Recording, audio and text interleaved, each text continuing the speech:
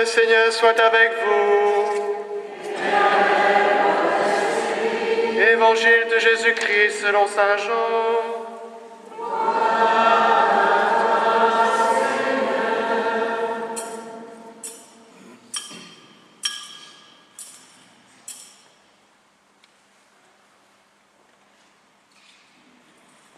En ce temps-là, Jésus arriva à une ville de Samarie appelée Sychar, près du terrain que Jacob avait donné à son fils Joseph. Là se trouvait le puits de Jacob. Jésus, fatigué par la route, s'était donc assis près de la source. C'était la 6e heure, environ midi. Arrive une femme de Samarie qui venait puiser de l'eau. Jésus lui dit « Donne-moi à boire ». En effet, ses disciples étaient partis à la ville pour acheter des provisions. La Samaritaine lui dit « Comment, toi, un Juif, tu me demandes à boire, à moi, une Samaritaine ?» En effet, les Juifs ne fréquentent pas les Samaritains. Jésus lui répondit « Si tu savais le don de Dieu, et qui est celui qui te dit « Donne-moi à boire ?» C'est toi qui lui aurais demandé, et il t'aurait donné de l'eau vive. Elle lui dit « Seigneur, tu n'as rien pour puiser, et le puits est profond. D'où as-tu donc cette eau vive? Serais-tu plus grand que notre père Jacob qui nous a donné ce puits et qui en a bu lui-même avec ses fils et ses bêtes ?» Jésus lui répondit « Quiconque boit de cette eau aura de nouveau soif. Mais celui qui boira de l'eau que moi je lui donnerai n'aura plus jamais soif. Et l'eau que je lui donnerai deviendra en lui une source d'eau jaillissant pour la vie éternelle. » La femme lui dit « Seigneur, donne-moi de cette eau, que je n'ai plus soif et que je n'ai plus à venir ici pour puiser. » Jésus lui dit « Va, appelle ton mari et reviens. » La femme répliqua « Je n'ai pas de mari. » Jésus reprit « Tu as raison de dire que tu n'as pas de mari. Des maris, tu en as eu 5, et celui que tu as maintenant n'est pas ton mari. Là, tu dis vrai. » La femme lui dit « Seigneur, je vois que tu es un prophète.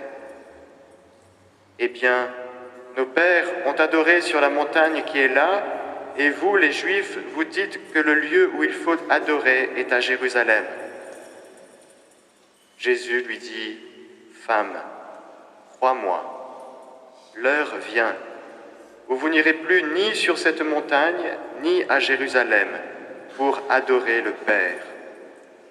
Vous, vous adorez ce que vous ne connaissez pas.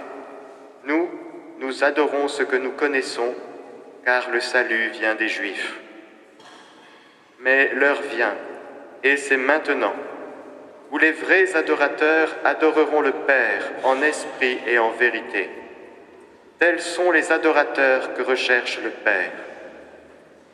Dieu est esprit, et ceux qui l'adorent, c'est en esprit et vérité qu'ils doivent l'adorer. La femme lui dit « Je sais qu'il vient le Messie, celui qu'on appelle Christ. Quand il viendra, c'est lui qui nous fera connaître toutes choses. » Jésus lui dit « Je le suis, moi qui te parle. » À ce moment-là, les disciples arrivèrent. Ils étaient surpris de le voir parler avec une femme. Pourtant, aucun ne lui dit « Que cherches-tu » ou bien « Pourquoi parles-tu avec elle ?» La femme, laissant là sa cruche, revint à la ville et dit aux gens « Venez voir un homme qui m'a dit tout ce que j'ai fait. Ne serait-il pas le Christ ?» Ils sortirent de la ville et ils se dirigeaient vers lui. Entre-temps, les disciples l'appelaient « Rabbi, viens manger. » Mais il répondit « Pour moi, j'ai de quoi manger. C'est une nourriture que vous ne connaissez pas. » Les disciples se disaient entre eux « Quelqu'un lui aurait-il apporté à manger ?» Jésus leur dit ma nourriture, c'est de faire la volonté de celui qui m'a envoyé et d'accomplir son œuvre. Ne dites-vous pas encore 4 mois et ce sera la moisson? Et moi je vous dis, levez les yeux et regardez les champs déjà dorés pour la moisson. Dès maintenant le moissonneur reçoit son salaire, il récolte du fruit pour la vie éternelle, si bien que le semeur se réjouit en même temps que le moissonneur. Il est bien vrai le dicton, l'un sème, l'autre moissonne. Je vous ai envoyé moissonner ce qui ne vous a coûté aucun effort. D'autres ont fait l'effort et vous en avez bénéficié. Beaucoup de Samaritains de cette ville crurent en Jésus à cause de la parole de la femme qui rendait ce témoignage. Il m'a dit tout ce que j'ai fait. Lorsqu'ils arrivèrent auprès de lui, ils l'invitèrent à demeurer chez eux. Il y demeura 2 jours. Ils furent encore beaucoup plus nombreux à croire à cause de sa parole à lui, et il disait à la femme, « Ce n'est plus à cause de ce que tu nous as dit que nous croyons. Nous-mêmes, nous l'avons entendu, et nous savons que c'est vraiment lui, le Sauveur du monde. » Acclamons la parole de Dieu.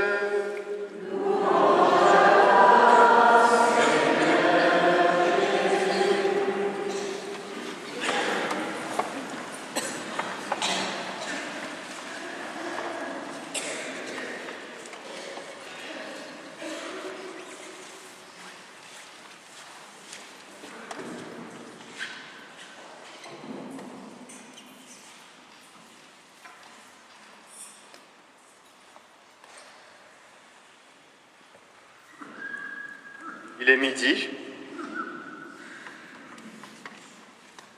il fait chaud, et cette femme va accomplir quelque chose qu'elle accomplit certainement tous les jours, dans la routine de son quotidien. Elle va puiser de l'eau au puits. Peut-être qu'elle connaît un petit peu l'histoire sainte, peut-être qu'elle sait dans ce qu'on lui a transmis de génération en génération, que le puits, ça peut être un lieu de rencontre nuptiale. Déjà, le serviteur d'Abraham avait rencontré Rebecca pour Isaac à un puits. Jacob avait rencontré Rachel, la femme de sa vie. Et sans savoir ce qui va lui arriver, voilà que cette femme se rend au puits à midi pour chercher de l'eau et qu'elle va rencontrer Jésus. C'est comme ça que le Seigneur a fait avec chacun de nous, c'est comme ça que le Seigneur a fait avec vous, catéchumènes. Il est venu vous chercher dans votre quotidien, dans votre routine. Il n'y avait peut-être pas un puits, mais le Seigneur s'est caché derrière peut-être un événement dans votre vie, un événement peut-être heureux ou difficile à vivre, à travers lequel le Seigneur est venu vous parler, comme à cette femme de Samarie.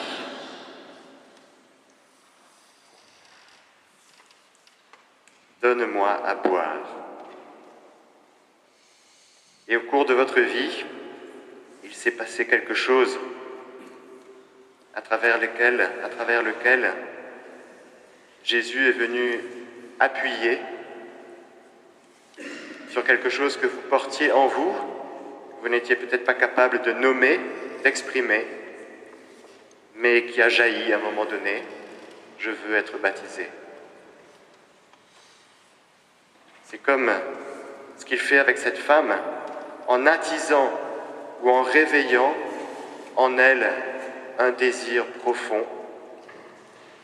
Cette femme qui a eu 5 maris et qui vit avec un homme qui n'est pas son mari.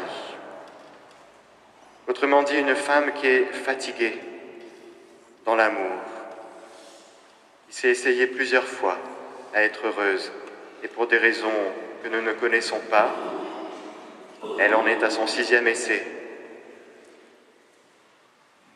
Ça fatigue. Son cœur, qui est fait pour aimer et être aimé, va être réveillé par Jésus. C'est par le désir, frères et sœurs, que le Seigneur nous attrape. Vous savez, lorsque nous sommes déprimés ou lorsque quelqu'un est en dépression, il n'a plus aucun désir. Il ne désire rien. Le désir est comme mort. Eh bien, Jésus vient réveiller en nous cet élan cet élan vital qui fait que nous nous mouvons, qui fait que nous nous bougeons, qui fait que nous nous rendons vers quelque chose. Et la question, c'est quel est notre désir? Nous en avons de multiples. Désir de bien-être, désir de ne pas avoir trop de problèmes, de ne pas trop souffrir. Des désirs peut-être un peu plus profonds.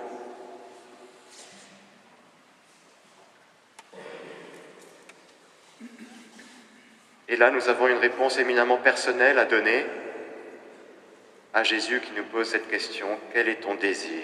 Un peu comme dans un autre passage de l'Évangile, que veux-tu que je fasse pour toi? Et pour cela, il faut creuser un petit peu en nous parce que, au fond de ces milliers de désirs multiples et variés, il y a un désir très très profond. Et parfois, il faut creuser, il faut aller au fond du puits. Et chacun de vous quatre, chers catéchumènes, Jésus est venu vous chercher pour aller creuser au fond du puits de votre cœur pour que ce cri se fasse entendre. J'ai soif. Et vous avez soif de quoi? Nous avons soif de quoi? Et si nous creusons un petit peu, frères et sœurs, nous réalisons qu'au fond de notre cœur, nous avons soif de Dieu. Nous avons soif de son amour. Nous avons soif de sa vie. Nous avons soif que cette parole de Jésus s'accomplisse en nos vies. Celui qui boira de l'eau que moi je lui donnerai n'aura plus jamais soif, et l'eau que je lui donnerai deviendra en lui une source d'eau jaillissant pour la vie éternelle.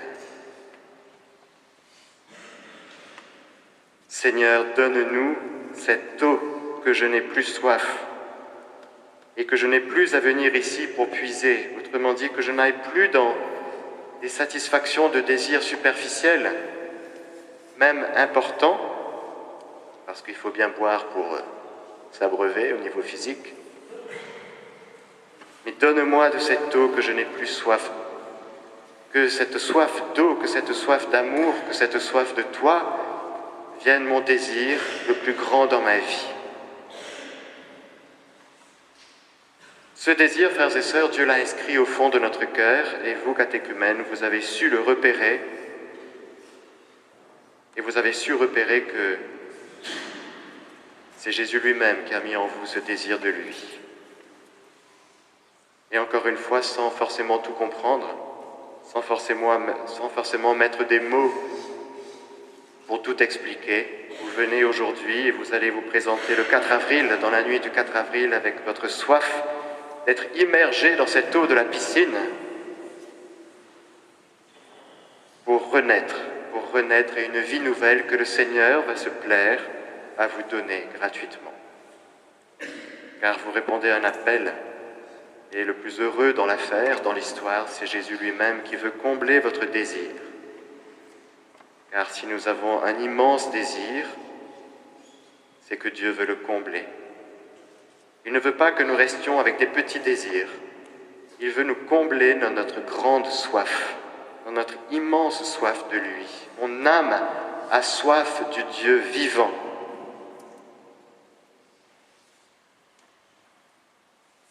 Et le Seigneur nous accompagne, il vient nous chercher à midi,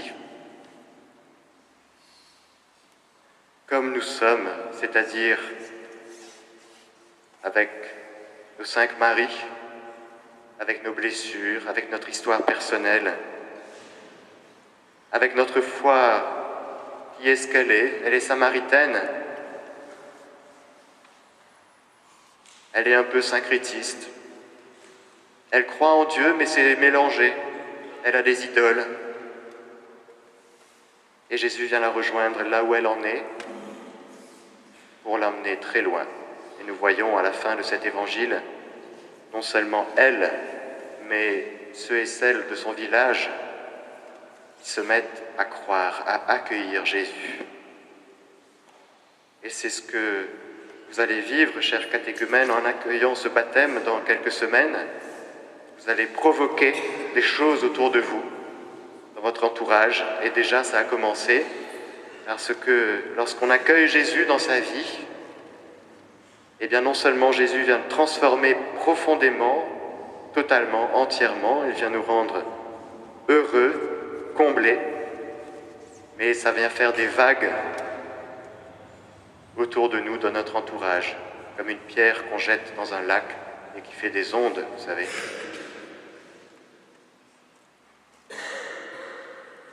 Alors dans cette Eucharistie, frères et sœurs, comme le serviteur d'Isaac, serviteur d'Abraham, qui rencontre Rebecca pour marier Rebecca à Isaac, comme Rachel et Jacob se rencontrent, nous sommes à cette Eucharistie pour rencontrer Jésus, celui qui vient nous combler de son amour. Laissons-le nous combler, laissons-le creuser en nous notre soif profonde pour lui laisser la joie de venir nous combler. Offrons-lui notre cœur, offrons-lui nos désirs, offrons-lui notre vie pour qu'il vienne nous combler au-delà de ce que nous pouvons exprimer, formuler. Amen.